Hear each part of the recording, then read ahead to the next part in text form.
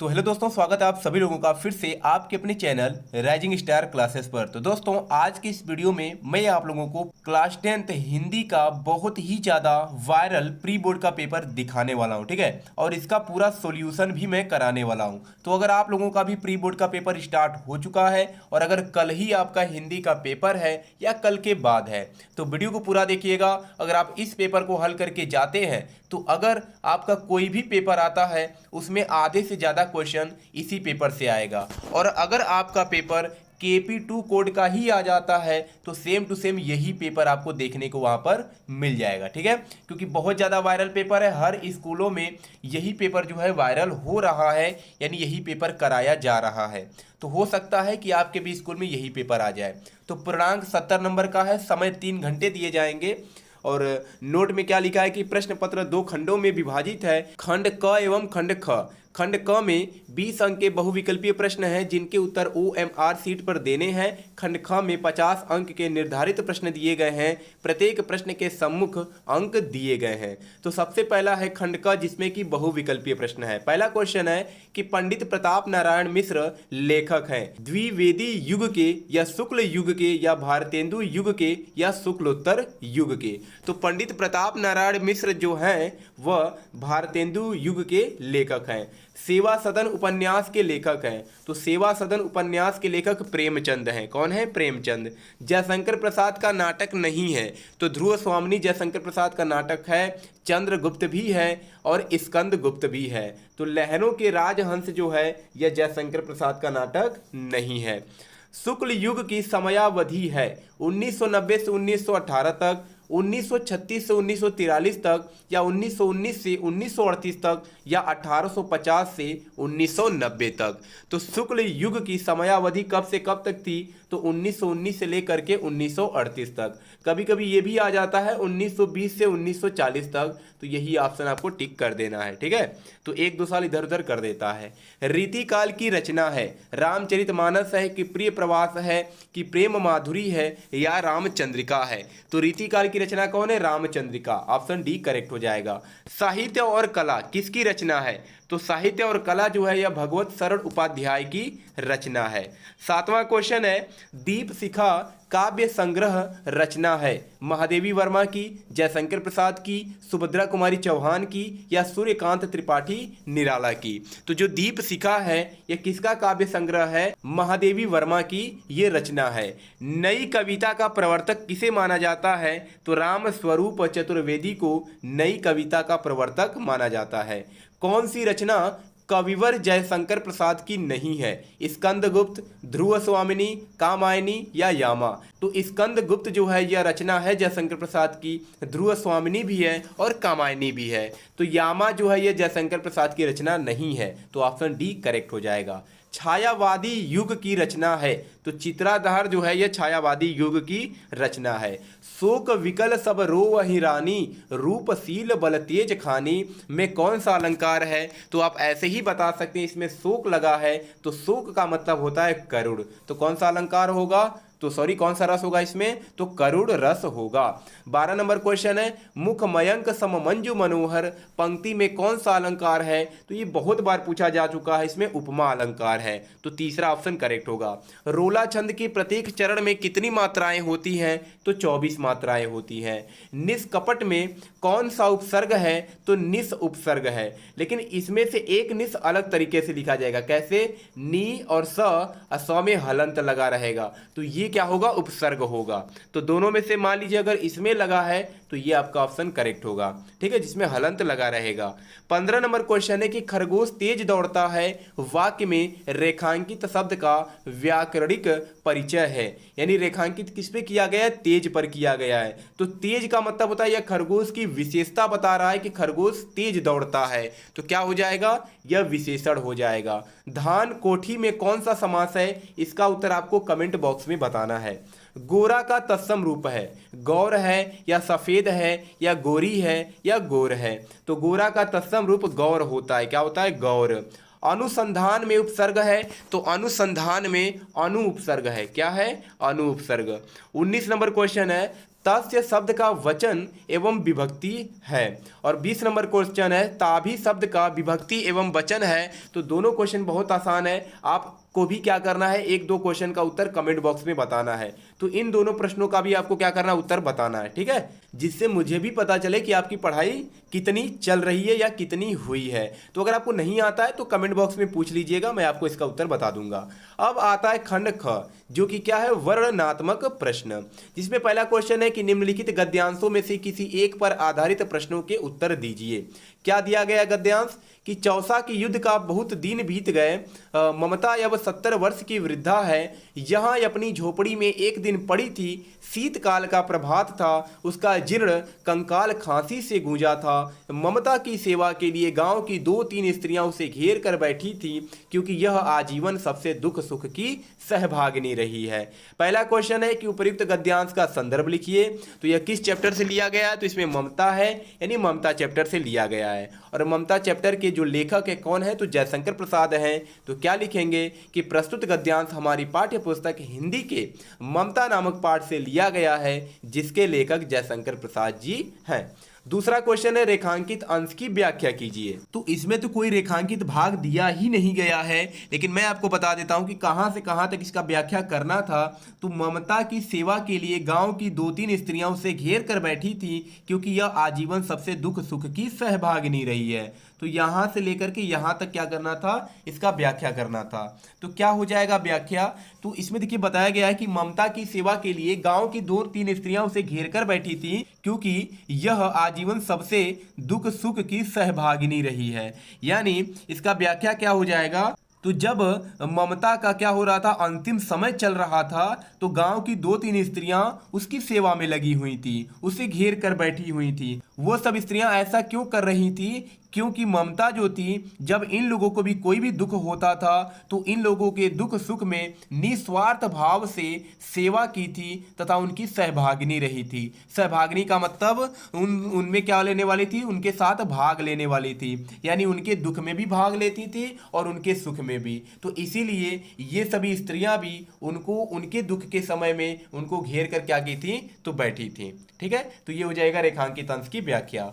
ममता को ग्रामीण स्त्रियां क्यों घेर कर बैठी थी, ममता को ग्रामीण स्त्रियां इसलिए घेर कर बैठी थी क्योंकि उन स्त्रियों का जब भी दुख का समय था, उस समय ममता भी उनकी क्या थी, सहभागिनी रही थी, यानी उनके दुख में भाग ली थी, उनके सुख में भाग ली थी, इसलिए वो लोग भी ममता के दुख में उसको घेर कर बैठी हुई थी।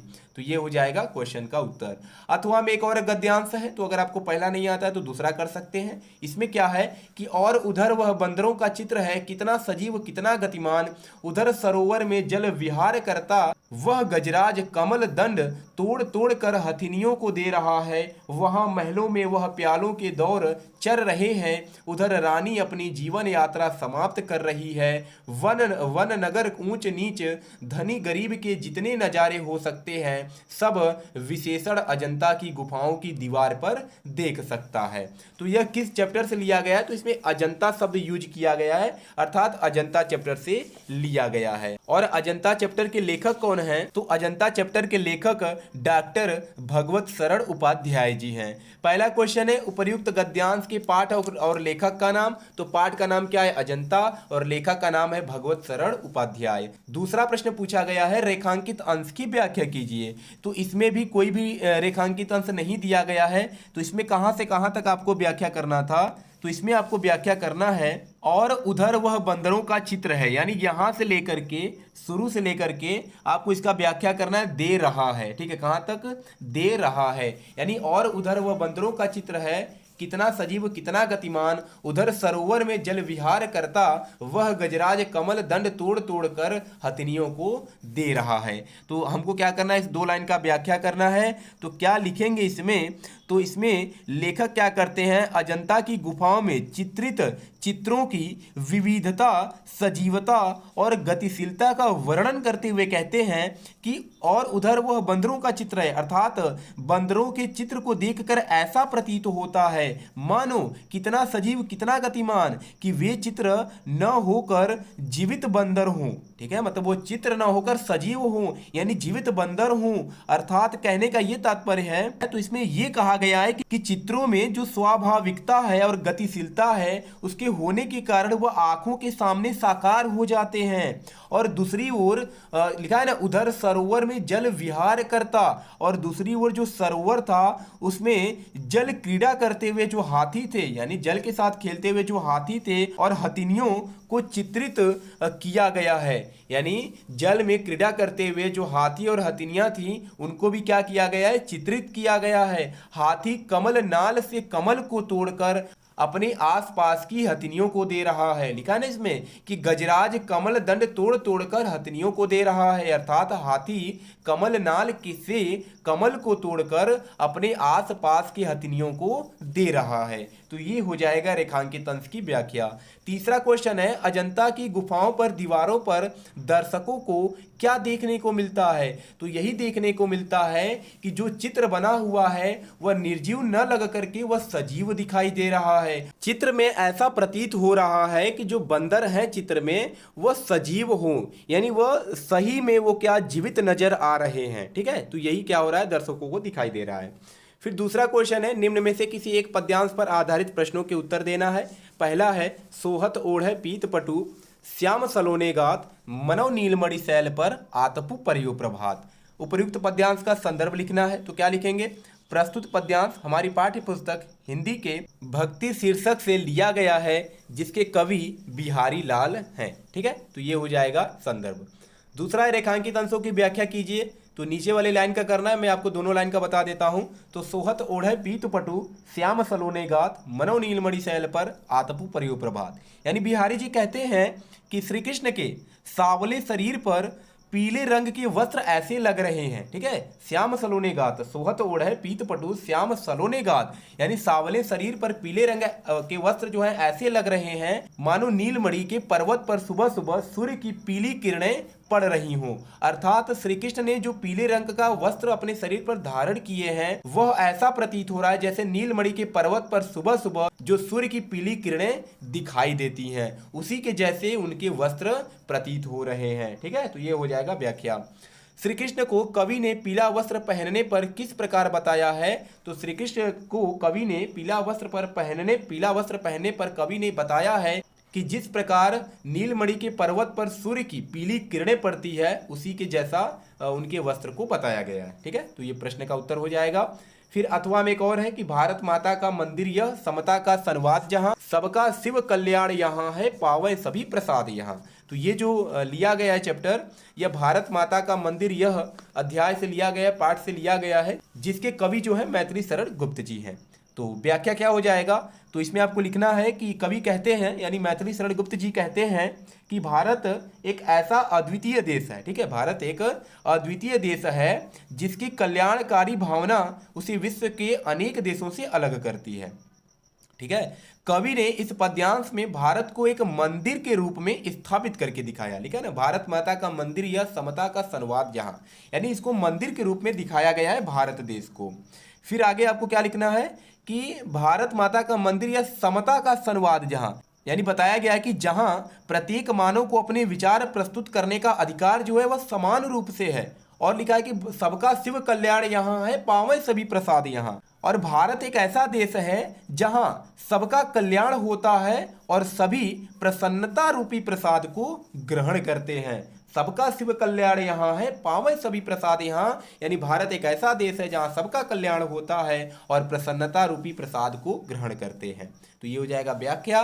भारत में लोग क्या चाहते हैं? तो भारत में लोग चाहते हैं कि हमारा भी कल्याण हो, ठीक है, और हम भी प्रसन्नता रूपी प्रसाद को ग्रहण करें। तो ये इनकी सोच है, इनकी श्रद्धा है। तो ये हो जाएगा इसका उत्तर। फिर तीसरा क्वेश्चन है, दिए गए संस्कृत गद्यांश में से किसी एक का संदर्भ सहित हिंदी में अनुवाद करना है। या पहला कीजिए या दूसरा कीजिए, आसान है, कर सकते हैं इसको। फिर चौथा क्वेश्चन है, जीवन परिचय लिखना है किसी एक कवि का, लेखक का और दूसरे में कवि का। फिर अपनी पाठ्य पुस्तक से कंठस्थ कोई एक श्लोक लिखिए जो इस प्रश्न पत्र में न आया हो। 2 दिन की अवकाश हेतु प्रधानाचार्य को पत्र लिखना है। 8वां क्वेश्चन है, निम्न विषयों में से किसी एक विषय पर निबंध लिखिए। जनसंख्या वृद्धि, विज्ञान वरदान या अभिशाप, दीपावली या 15 अगस्त स्वतंत्रता दिवस।